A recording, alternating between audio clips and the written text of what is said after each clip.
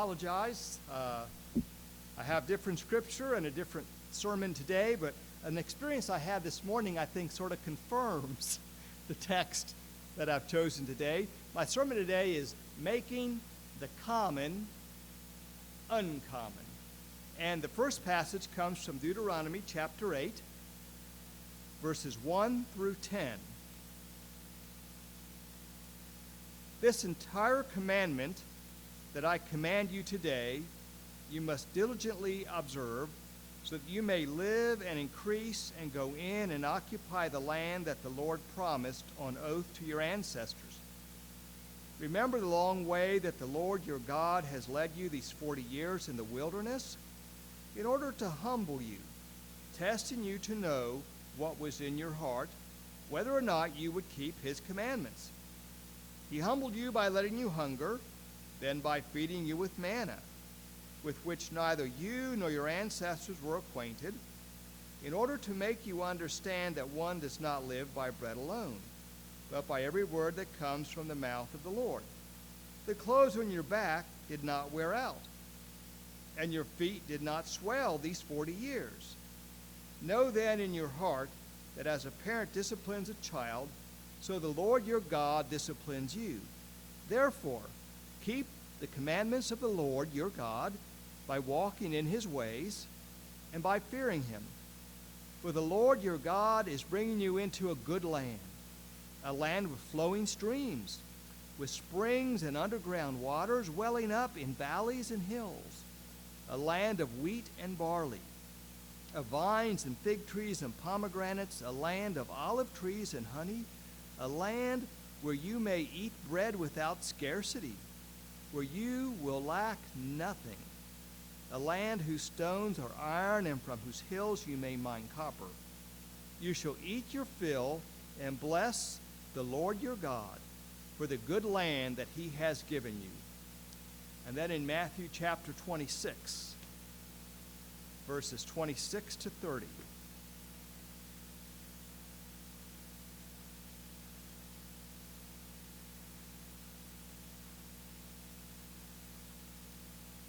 While they were eating, Jesus took a loaf of bread, and after blessing it, he broke it, gave it to the disciples, and said, "Take, eat, this is my body."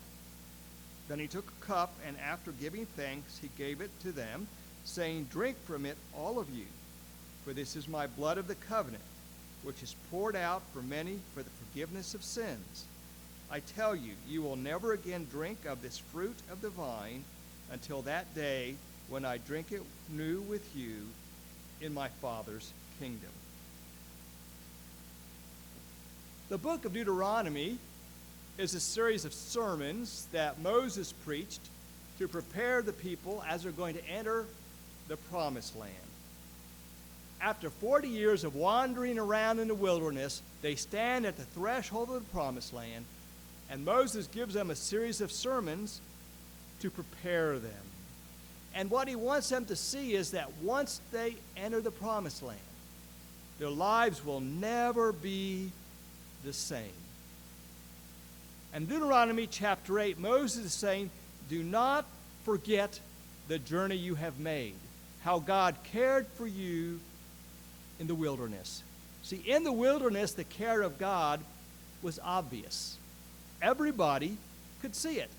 There was manna every day from heaven, food from nowhere. For 40 years, their clothing did not wear out. LL Bean boots don't last for 40 years. And for those of us of a certain age, they walked every day, and everything went well, and their feet did not swell. For some of us, that would be a miracle. So every day, they saw the blessing of God. It was unmistakable. But in the promised land, things are going to be different. There will be flowing streams. There'll be underground springs. There will be more than enough water. And for farmers, that is really good news. There will be wheat and barley. There will be vines and fig trees and pomegranates. There'll be olive trees and honey galore. They can eat all that they want, and there will still be food left over. There will be iron and copper to build things. See, they will lack nothing they need in the promised land. Moses says, "You shall eat all you want and bless the Lord for this good land that he has given you." So the promised land is going to be a wonderful place to live, but it is also going to be a dangerous place to live.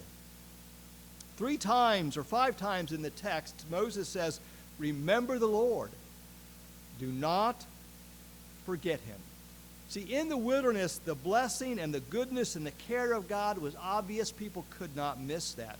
But in the promised land, the blessing of God is hidden in the land itself. Now, like the manna that they received, the land is a gift. But it is going to be easy to forget that. See, in the promised land, the blessing of God comes through the rhythm of the seasons. It will come to them through the fertility of the earth. The harvest will be the sign of God's faithfulness. They will have building materials for houses. They will build the houses themselves, but the materials will have come to them through the graciousness of God. The blessing will come to them in the daily, ordinary things of life. In chapter 8, Moses goes on, "When you have eaten your fill, and have built fine houses, and live in them. And when your herds and flocks have multiplied, and your silver and gold is multiplied, and all that you have is multiplied, then do not exalt yourself, forgetting the Lord your God, who brought you out of the land of Egypt, out of the house of slavery." He goes on in verse 17, "Do not say to yourselves, my power and the might of my own hand have gotten me this wealth. But remember the Lord your God, for it is he who gives you power to get wealth." See, the danger in the promised land is that they will forget that the blessing of God is now coming to them through the everyday things of life. In the promised land, they will have to see the blessing of God in the normal rhythm of living. In other words, in the promised land, they will have to see God where God is not obvious. Now, we learn the same lesson through communion. It teaches us to see God in the everyday, ordinary things of life. See, Jesus chose the most common elements of life to communicate God's promise and God's grace. See, for us, the cup and the bread of communion are special. We set it apart as a certain period in our worship service, and we do it once a month to keep it feeling sort of special.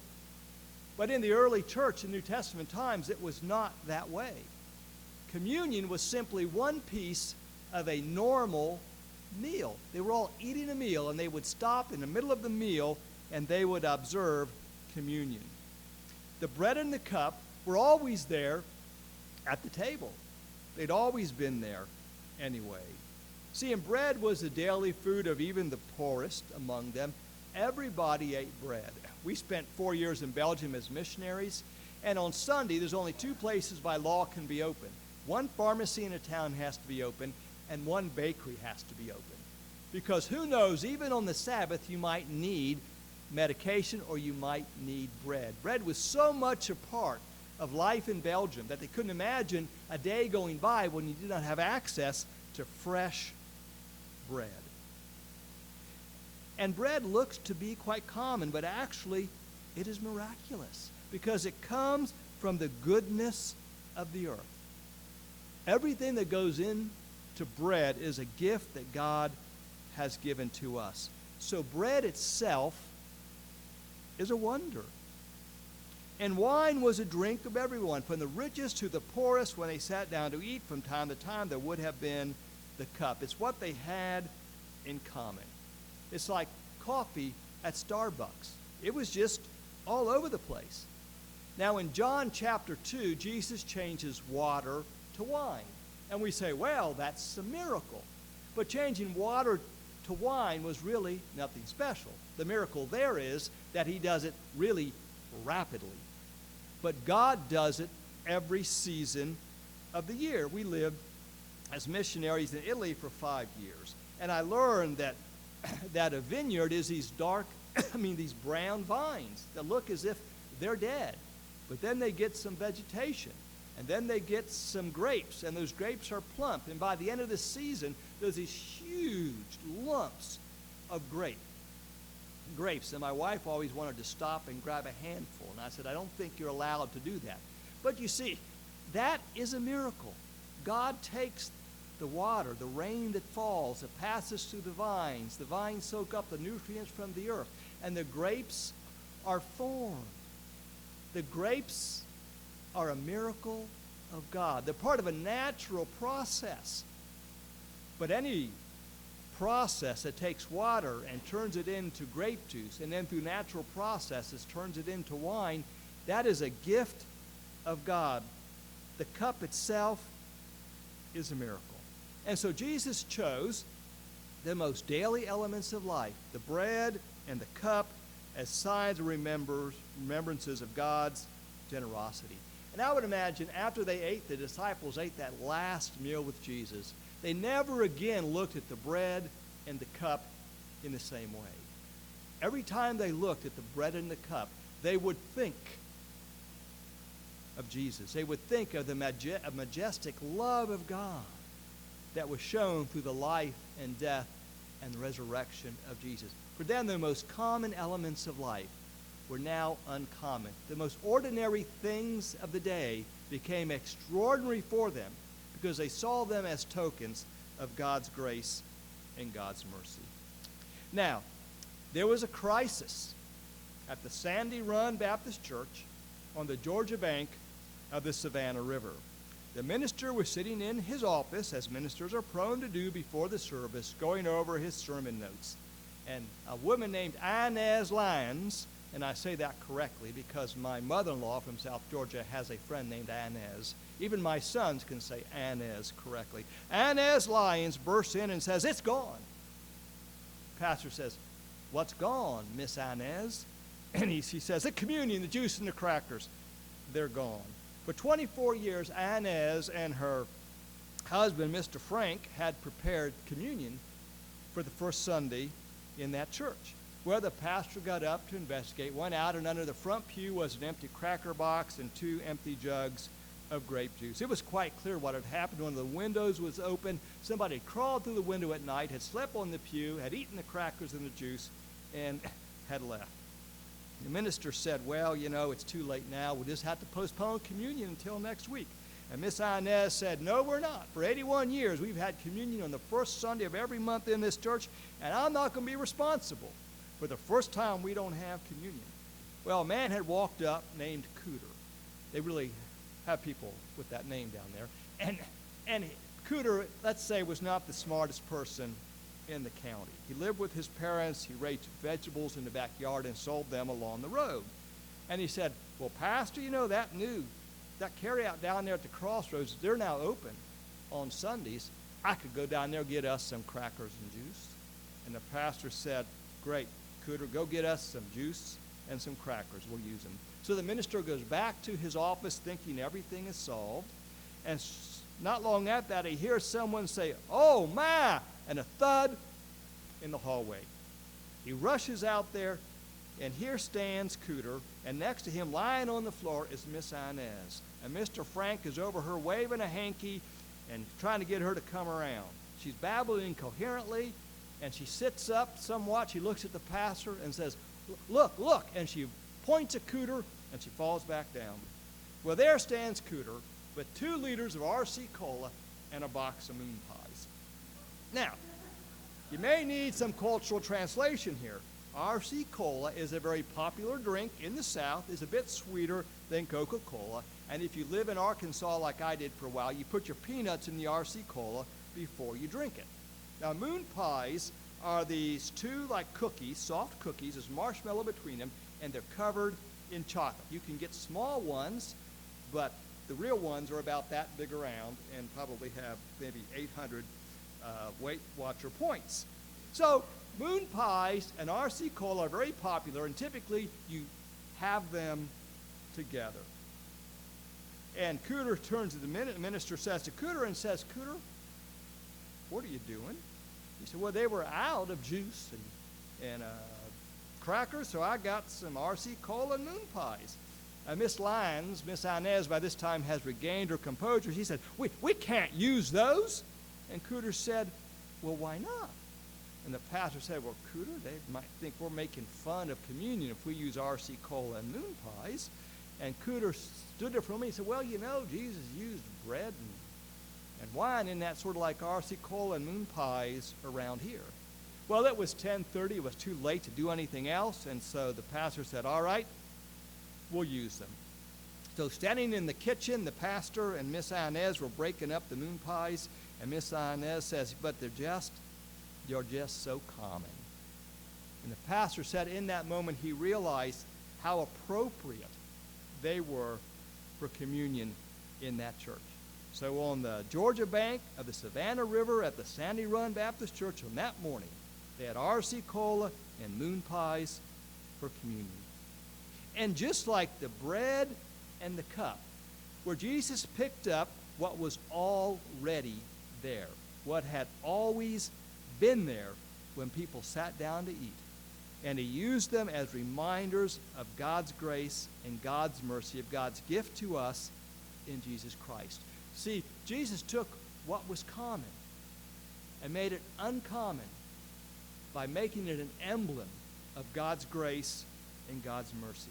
By dedicating them to his memory, Jesus made the ordinary extraordinary, messengers of the gospel. And our common lives become uncommon when we see God in the daily rhythms of our living. Sometimes the blessing of God comes in extraordinary ways, like manna in the wilderness, like your shoes not wearing out for 40 years. But more often, I think the blessing of God comes to us in ordinary, daily ways. Food when we are hungry, water when we're thirsty, a cool breeze on a hot day, the warmth of sunshine on the snow, the embrace of a child, the clear eyes of a newborn baby, the wisdom evidenced by the wrinkles in the elderly, the embrace, the love, the laughter of a friend, a restful sleep after a hard day of work, rain on our roof. I believe the blessing of God comes to me through my little dog named Dash. The cat we used to have, not so much, but the dog. See, as Dr. Buskey said, I preach the truth in season and out of season. Anyways, and this morning, for over a year now, we have been watching deer around our house. And there's one with a limp. And first when we saw this deer, we thought, we hope the deer survives. But the deer is going through its second winter now. It looks well fed. This deer has adapted. I was looking out the window in our dining room, and right outside the dining room window, from here to that table, stood this deer. And we locked eyes through the window, and the deer's ears sort of moved around.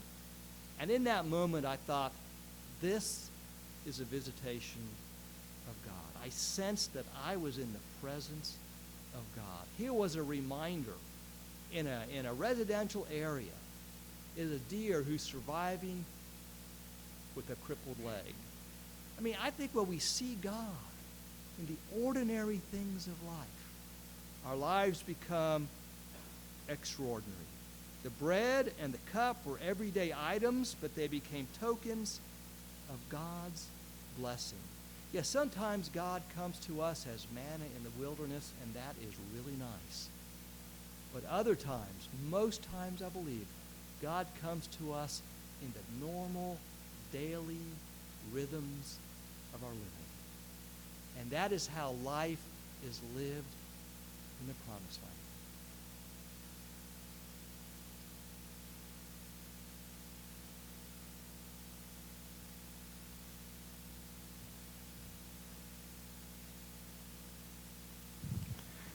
Thank you, Jim.